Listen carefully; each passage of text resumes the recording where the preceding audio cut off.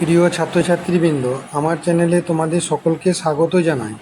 আজকের যে প্রশ্নটি এনেছি সেটি বাঁকুড়া বিশ্ববিদ্যালয়ের চতুর্থ সেমিস্টারের দর্শনের মাইনরের প্রশ্ন। প্রশ্নটি হলো, নৈতিক বিচার কি? নৈতিক বিচারের প্রকৃত বিষয়বস্তু কি? ব্যাখ্যা করো। উদ্দেশ্য বা অভিপ্রায় কোনটি? নৈতিক বিচারের বিষয়বস্তু আলোচনা করো। আমার এই প্রশ্নটি প্রথম থেকে শেষ পর্যন্ত শোনার সঙ্গে সঙ্গে আমার চ্যানেলটিকে সাবস্ক্রাইব করে দিও, সেই সঙ্গে অল নোটিফিকেশানটি অন করে রেখো।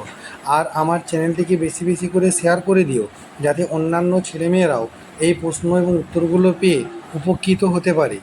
দেখো প্রশ্নের উত্তর দেখো। কল্যাণের আদর্শের মানদণ্ডে ঐচ্ছিক ক্রিয়ার মূল্যায়নকে নৈতিক বিচার বলে। এই বিচার মূল্য নিরূপক বিচার। এটি এক প্রকার মানসিক ক্রিয়া। ভাষার সাহায্যে এই বিচার প্রকাশ করা হয়, যেমন তোমার এই কাজটি ভালো কাজ, তোমার এই কাজটি করা উচিত হয়নি ইত্যাদি। এই বিষয়বস্তু পয়েন্ট। এই নৈতিক বিচারের বিষয়বস্তু কী তা নিয়ে নীতি দার্শনিকদের মধ্যে মতভেদ আছে।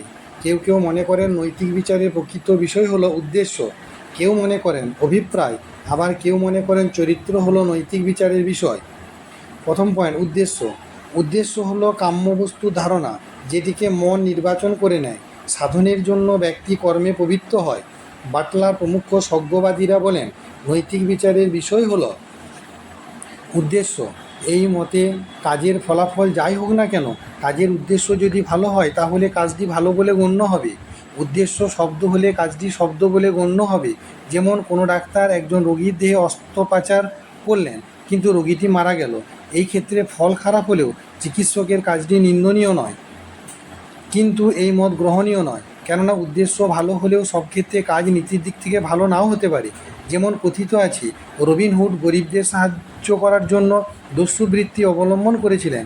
এই ক্ষেত্রে কাজের উদ্দেশ্য ভালো হলেও অসৎ উপায় অবলম্বন করার জন্য কাজটি নীতির দিক থেকে নিন্দনীয়। সুতরাং কেবল উদ্দেশ্য সৎ হলে চলবে না, উপায়ও সৎ হওয়া দরকার। পরবর্তী পয়েন্ট, অভিপ্রায়। অভিপ্রায় হলো উদ্দেশ্য বা কাম্যবস্তুর ধারণা এবং উদ্দেশ্য সাধনের জন্য উপযুক্ত উপায়। উদ্দেশ্য উপায় একত্রে ব্যক্তির অভিপ্রায় গঠন করে। সুতরাং অভিপ্রায় নৈতিক বিচারের প্রকৃত বিষয়বস্তু। উদ্দেশ্য হলো অভিপ্রায়ের একটি অংশ মাত্র। অভিপ্রায় বলতে শুধু কাম্যবস্তু ধারণাকে বোঝায় না, ওই কাম্যবস্তুটি লাভ করার উপায়, কাজের সম্ভাব্য পরিণাম সম্বন্ধে ধারণা ও অভিপ্রায়ের অন্তর্ভুক্ত। বিচার বিবেচনা করে মন যখন একটি কামনাকে বেছে নেয়, তখন সে কামনা পরিতৃপ্তির জন্য একটি কর্মপন্থাও বেছে নেয়। আবার এ কর্মপন্থা অবলম্বন করলে সম্ভাব্য পরিণাম কী হতে পারে এই সম্বন্ধে ব্যক্তির ধারণা থাকে। ব্যক্তির যে মানসিক স্তরে এইগুলি ঘটে থাকে সেগুলোকে অভিপ্রায় বলে। ব্যক্তির অভিপ্রায় হলো তার নৈতিক সত্তার পরিচায়ক। অভিপ্রায় দেখে কাজের নৈতিক বিচার করতে হবে। নিজের অভিপ্রায় সম্বন্ধে আমরা সচেতন। বিশেষ পরিস্থিতিতে আমাদের অভিপ্রায়ের ভিত্তিতে অপরের অভিপ্রায় অনুমান করতে হবে। তাই অভিপ্রায় নৈতিক বিচারের প্রকৃত বিষয়বস্তু। এককভাবে কাজের উদ্দেশ্য বা উপায় দেখে কাজের নৈতিক বিচার করা যায় না, বলা যায় না কাজটি ভালো বা মন্দ। সমালোচনা। আবার ম্যাকেঞ্জি বলেন, ব্যক্তির উদ্দেশ্য নয়, অভিপ্রায় নয়, তার চরিত্র নৈতিক বিচারের প্রকৃত বিষয়বস্তু। চরিত্র হলো ব্যক্তির এক বিশেষ মানসিক ও দৈহিক গঠন, তার অভ্যাসসিদ্ধ ইচ্ছার প্রবণতা। ইচ্ছাকৃত কতগুলি কাজ বারবার করার ফলে ব্যক্তির একটা অভ্যাস গড়ে ওঠে এবং যোগ্য পরিস্থিতিকে সেই কাজ করার একটা প্রবণতা সৃষ্টি হয়। একেই বলা হয় চরিত্র। মানুষ নিজেই তার চরিত্রের স্রষ্টা। নীতিবিজ্ঞানে যে আচরণের আলোচনা করা হয় তা বিচার বুদ্ধিসম্পন্ন মানুষের আচরণ।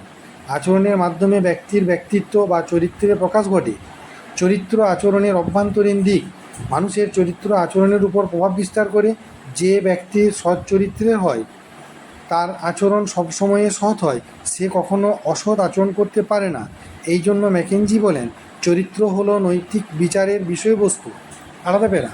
কিন্তু ম্যাকেঞ্জির অভিমত সম্পূর্ণরূপে গ্রহণযোগ্য নয়, কারণ অসৎ ব্যক্তি কখনো কখনো সৎ কাজ করে থাকে এমন দৃষ্টান্ত বিরল নয়। আবার সৎ চরিত্রের ব্যক্তি অসৎ আচরণ করেছে এমন দৃষ্টান্তও বিরল নয়। সুতরাং আমাদের সিদ্ধান্ত হলো সাধারণত কর্মকর্তার অভিপ্রায় হলো নৈতিক বিচারের বিষয়বস্তু, তার চরিত্র নয়। অবশ্য একথা ভুললে চলবে না যে সময়ে সময়ে আমরা ব্যক্তিবিশেষের চরিত্র বিচার করে থাকি, এবং এটা বলা বাহুল্য যে সেরকম ক্ষেত্রে চরিত্রই নৈতিক বিচারের বিষয়বস্তু।